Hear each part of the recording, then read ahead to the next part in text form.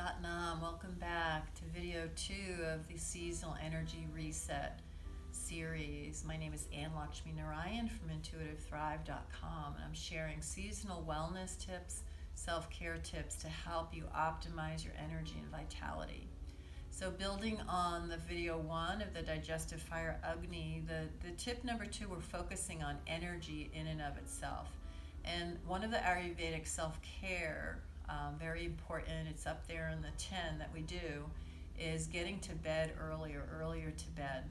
So when we eat a lighter supper and we start to aim our bedtime, dial it back. So the ideal bedtime in Ayurveda is 10 o'clock at night. And a lot of folks stay up way later than that. And if you're a chronic night owl, actually night owls tend to have the highest levels of inflammation and stress in their systems than folks that get into bed earlier.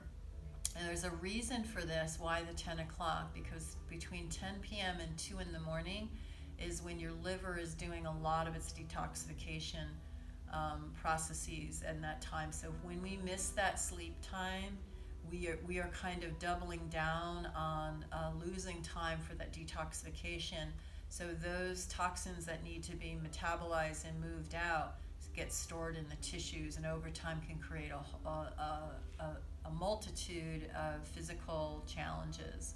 So my tip for the bedtime is whatever your average bedtime is right now, say it's 11 o'clock or let's say midnight, start to dial that back 15 minutes this week. And then the next week, dial it back another 15 minutes. And the next week, another 15 minutes. So it'll take a month to get you dialed back an hour. And that's how we would prefer to do it. Because if you try to change it in a whole one fell swoop, most people's nervous system will not adapt well to that. So we do small increments, just 10 to 15 minutes, move it back, aiming towards that 10 o'clock. And then I would suggest the hour before your ideal bedtime, if you're aiming for whatever it is, 15 minutes earlier than the night before, is you start to create some space before that bedtime for your wind down ritual, whether that's a bath, whether that's a foot rub, whether that's listening to some calming music. The important thing here is create a self-care ritual, a bedtime ritual, if you will, similar to how we put kids to bed, we give them a bath, we read them a story. Well, adult humans need a similar system. We need a way to wind down.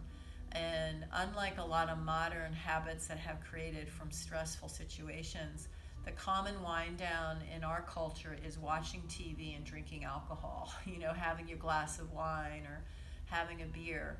And there's nothing inherently wrong with that, but if that's your only way to wind down your physiology, doesn't have a sustainable outcome. It actually creates more burden on your physiology than actually a benefit.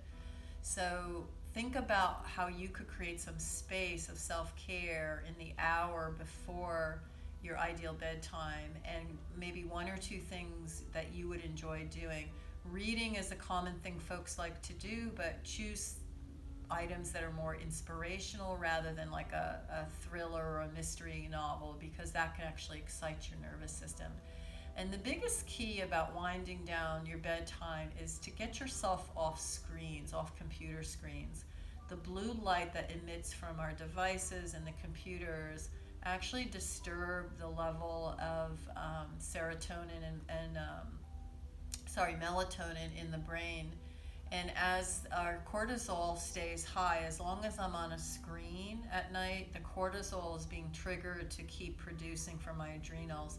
It's like a seesaw effect. If the cortisol is high because I'm on the screens, the melatonin, which helps me go to sleep, stays down. So this is why it's very difficult to fall asleep if you've been on screens up to the point you go to bed.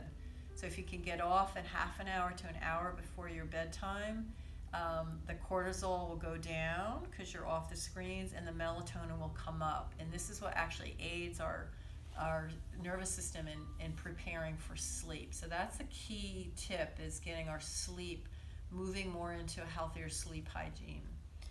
And a couple of other energy boosts. I wanted to share this in the category of energy sleep, and then moving our breath. So in Kundalini Yoga, we do a lot of breath work and we do physical exercises to help us move prana. I'm going to share with you a breath of fire, which is something I ask all of my students in this time as seasonal shift, is begin to spend 1 to 3 minutes every day doing some pranic breath work. So breath of fire is a diaphragmatic breath. It's an equal in and out breath through the nose. We often hold this mudra, Jnana mudra, which is wisdom mudra, taking the thumb to the index and the palms up. You could be seated in a chair with your feet flat to the floor, or I'm here on the floor, seated cross-legged. And the shoulders are back and open. And we take an inhale through the nose. And we start to pump the belly. And it's an equal in and out. So we're just bringing that navel point in. So you should feel on the inhale, the belly is out. On the inhale, the belly is in. And this starts to activate our pranic system below the belly button, 72,000 channels of pranic energy. Most humans have this subpar.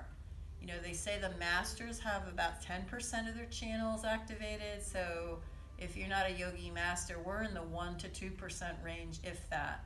So we can optimize that by doing a 1 to 3 minute breath of fire practice every day to optimize the activation of your navel point, this is where our pranic power is centered. So that's a really powerful tool. Another powerful tool is long, deep breathing. So again, most of us are on the low side of hydration, as I mentioned in the first video, and most humans are in the low side of their depth of their breath. So just doing a long, we call it a yogic breath, as you inhale belly, heart, upper chest. So it could be a 6 count inhale and a 1 complete 6 count exhale. And we're moving that breath along the central channel. And that's a pranic channel in front of the physical spine. So you're moving two things. You're moving oxygen and you're moving prana. And when we start to do that on a regular basis, we start to up-level our energy and reduce our stress. Okay, so breathing is really important. The third tip I would do for optimizing your energy reset would be an exercise called cat-cow. That's very common in Hatha Yoga as well. Kundalini, it's almost a daily warm-up that most Kundalini practitioners do. And it's the process of getting on your hands and knees into a table posture. And on the inhale, you're going to let the belly come out and suspend the breath. And on the exhale, you're going to round your spine into a cat shape, as if you're a Halloween cat, and really push your breath out as you round your back. And then you inhale again into the cow, belly is out, and exhale, round the spine. So I'm seated, I'm not demonstrating this, but you be down on your hands and knees into a table posture. If for some reason it's not viable for you to be on your hands and knees, you could do this seated. We just call it spinal flexion. Similar concept. Inhale, belly out, heart forward. Exhale, round the spine. And I'm going to keep my head neutral with this. And in the cat-cow, you'd be having the head come up and down in your table posture. So 1 to 3 minutes of that. That will give you 2 energy boosts in terms of physical support for your spine, building strength and resilience, as well as moving lymphatic fluid and moving the breath, moving the prana. And the last tip for your energy before bed is I would give yourself a little foot rub. Take a little bit of oil. If you have essential oils, you can add that scent in, something grounding, like an evergreen smell, or vetiver is very rooting and grounding, or bergamot is very, very grounding. But even just a little oil without scent is fine. And you just give your feet a massage for 5 to 10 minutes before bed. All of the meridians, the energy points are in your hands and feet and your head. So when you massage the feet, you really help de-stress your system, and you'll help improve your sleep, particularly as we're going into Vata season here in the fall. As the air element is much higher, it tends to be ungrounded. It tends to show up more as anxiety, or the mind is just really busy.